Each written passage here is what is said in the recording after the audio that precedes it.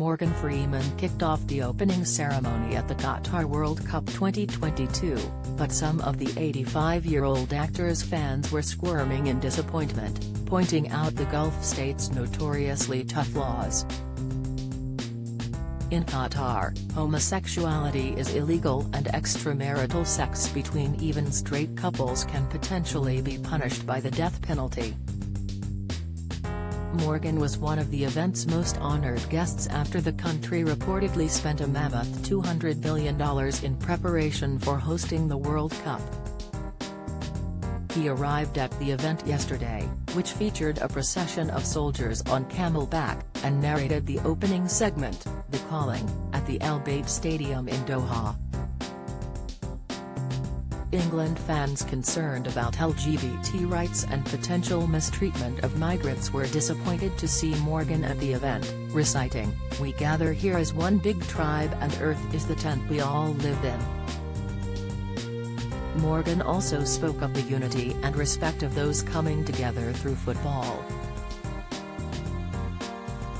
He was accused on Twitter of being a callous sellout, oblivious or indifferent to human suffering, while some said he had blood on his hands. Initially, England fans hoping to attend the event were merely disheartened by a U-turn, meaning they were no longer allowed to consume alcohol in the stadium.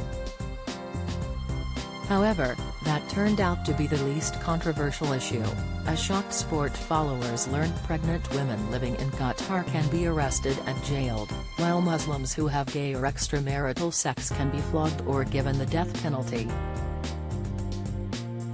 Meanwhile, there have been concerns over allegedly unsafe working conditions for migrant workers, with some who helped to build the stadium having died during the process, although Qatar authorities have denied any wrongdoing.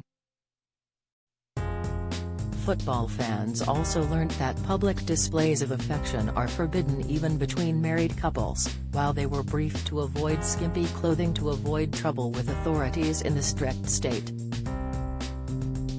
Footballers were also concerned about the hot conditions, with temperatures this week expected to exceed 30°C in spite of the fact that in Qatar, this is considered the winter season.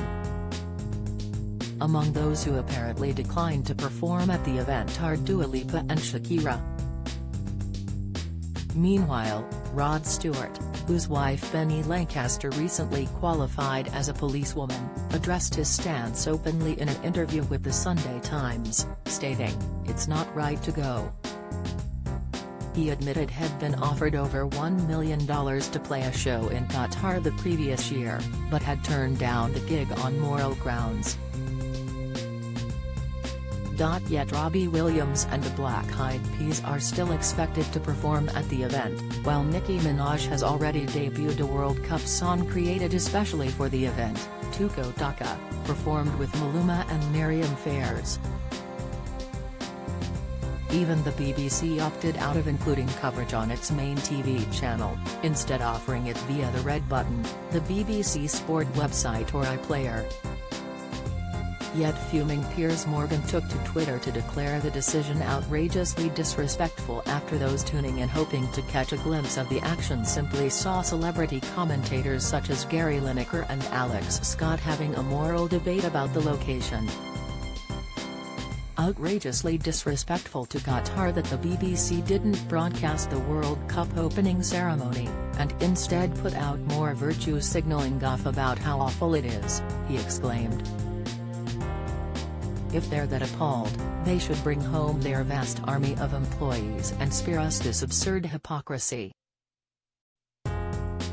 In an additional tweet, he also urged viewers to stop virtue signaling and simply focus on the BLY football. Yet a concerned Gary Lineker branded it the most controversial World Cup that has ever been held.